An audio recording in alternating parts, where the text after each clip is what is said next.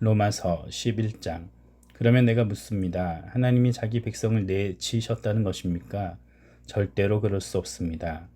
나 역시 이스라엘 사람입니다. 아브라함의 후손이자 베냐민 지파입니다. 하나님은 미리 선택하신 자기 백성을 내치지 않으셨습니다. 여러분은 엘리야와 관련해서 성경이 무엇이라고 말하는지 알지 못하십니까? 엘리야가 이스라엘에 맞서 하나님께 이렇게 하소연한다고 말하지 않습니까? 주님, 그들은 주님의 예언자들을 죽였습니다. 주님의 제단을 완전히 파헤쳤습니다.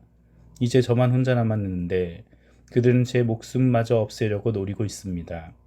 그러나 하나님이 엘리야에게 알려주신 대답은 무엇입니까? 내가 나를 위하여 7,000명을 남겨두었다. 그들은 모두 바알에게 무릎을 꿇지 않은 사람들이다. 하는 말씀입니다. 그러므로 그처럼 지금 이때에도 은혜로 선택하여 남겨두신 사람들이 있습니다. 그런데 이것이 은혜로 된 일이라면 전혀 행위들에 기초한 것이 아닙니다. 그렇지 않다면 은혜가 전혀 은혜가 아니기 때문입니다. 그러면 무슨 뜻입니까? 이스라엘은 애써 찾던 것, 그것을 얻지 못했지만 선택받은 사람들은 얻었습니다.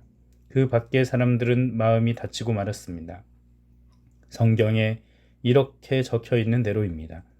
그들에게 하나님이 주신 것은 깊은 잠의 영과 보지 못하는 눈과 듣지 못하는 귀입니다. 오늘날까지 그렇습니다. 또 다윗도 이렇게 말합니다. 그들의 밥상이 그들에게 올가미와 덫과 걸림돌과 안가품이 되게 해 주십시오. 그들의 눈은 어두워져 보지 못하게 해 주시고 그들의 등은 늘 굽어 있게 해 주십시오. 그러면 내가 묻습니다. 이스라엘 사람들이 걸려서 비틀거리다가 아주 넘어지고 말았습니까? 절대로 그럴 수 없습니다. 오히려 그들이 걸려 넘어진 까닭에 구원이 다른 민족들에게 이르렀고 이것이 이스라엘 사람들 속에 질투심을 불러일으켰습니다. 그들의 걸려 넘어짐이 세상을 부유하게 했고 그들의 실패가 다른 민족들을 부유하게 했습니다. 그렇다면 그들이 돌아와 그 수가 다 찰 때에는 얼마나 더 그렇겠습니까? 여러분, 곧 다른 민족에 속한 분들에게 내가 말합니다. 그러니까 내가 다른 민족들을 위한 사도이니만큼 나는 내가 섬기는 일을 영광스럽게 여깁니다. 내가 내 결의부치에게 질투를 일으켜 어떻게 해서든지 그들 가운데 몇 명이라도 구원하고 싶어서입니다. 그들을 내치신 것이 세상으로 하여금 하나님과 화해하게 만들었다면 그들을 다시 받아들이시는 것은 무슨 일을 불러오겠습니까? 죽은 사람들 가운데로부터 살아나는 일이 아니고 무엇이겠습니까? 첫 예물로 바치는 밀가루 반죽이 거룩하면 나머지 밀가루 반죽도 거룩합니다. 또 뿌리가 거룩하면 가지들도 거룩합니다. 잘 가꾼 올리브 나무 가지들 가운데 몇 개가 잘려나갔습니다. 그런데 그들은 야생 올리브 나무이면서 그것들 사이에 접붙여졌습니다. 그래서 잘 가꾼 올리브 나무 뿌리에서 나오는 자양분을 함께 누리게 되었습니다. 그렇다면 잘려나간 가지들 앞에서 으스대지 마십시오. 으스대 본들 그대가 뿌리를 떠받치고 있는 것이 아니라 뿌리가 그대를 떠받치고 있는 것입니다. 그러면 그대는 말하겠지요. 가지들이 잘려나간 것은 바로 내가 접붙여지게 하려는 겁니다. 하고요. 맞는 말입니다. 그들은 믿지 않아서 잘려나갔고 그대는 믿음으로 그 자리에 서 있습니다. 그러니 우쭐대지 말고 오히려 두려워하십시오. 하나님이 본디부터 있던 가지들을 아끼지 않으셨다면 또한 그대도 전혀 아끼지 않으실 테니까요. 그러므로 하나님의 다정하심과 엄격하심을 생각하십시오.